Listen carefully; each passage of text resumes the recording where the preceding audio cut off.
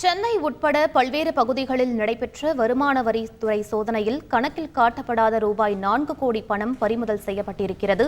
இது பற்றிய மேலும் விவரங்களை எமது செய்தியாளர் சசிதரன் சொல்ல கேட்கலாம். வணக்கம் சசிதரன், உங்களுடைய தகவல் என பதிவு பண்ணுங்க.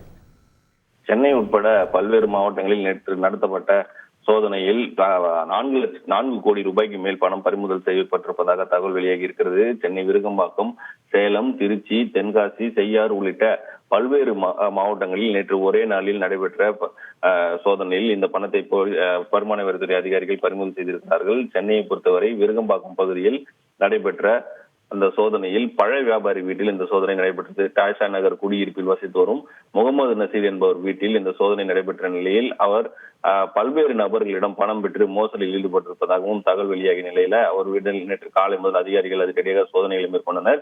அப்போது அவரது இல்லம் உட்பட சென்னையில் நடைபெற்ற அனைத்து இடங்களிலும் 2.60 கோடி ரூபாய் அளவிலான பணத்தை வருமான வரித்துறை அதிகாரிகள் பறிமுதல் செய்திருக்கிறார்கள்.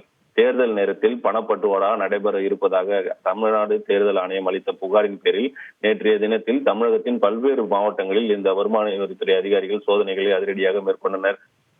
இந்த சோதனையில் திருச்சியில் நடந்த சோதனையில் 55 லட்சம் ரூபாய் பணம் பறிமுதல் செய்யப்பட்டிருப்பதாகவும் சேலம் பகுதியில் நடைபெற்ற இந்த சோதனையில் 70 லட்சம் ரூபாய் பறிமுதல் செய்திருக்கிறார்கள். இது மட்டுமின்றி சோதனை நடைபெற்ற மற்ற இடங்களான செய்யாறு, தென்காசி உள்ளிட்ட பல்வேறு இடங்களில் பல முக்கிய ஆவணங்களை அதிகாரிகள் பறிமுதல் செய்திருப்பதாகவும் தகவல் வெளியாகி இருக்கிறது. கைப்பற்றப்பட்ட 4 கோடி ரூபாய் மேல் பணத்திற்கும் எந்த ஒரு ஆவணங்களும் இல்லை எனவும் கணக்கில் காட்டப்படாமல் பணத்தை வைத்திருப்பது தெரிய வந்ததை அடுத்து முழுமையாக அனைத்து 4 கோடி ரூபாயும் வருமான வரித்துறை அதிகாரிகள் பறிமுதல் செய்திருக்கிறார்கள்.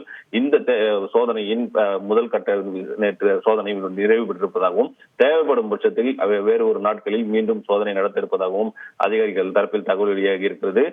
அல்லது நேரில் அவர்களை அழைத்து விசாரணையும் திட்டம் செய்திருப்பதாகவும் அதிகாரிகள் தரப்பில் தகவல் தெரிவிக்கப்பட்டிருக்கிறது. விவரங்களுக்கு நன்றி சசிதரன். செய்திகளை உடனுக்குடன் தெரிந்து கொள்ள உடனே சப்ஸ்கிரைப் பண்ணுங்க.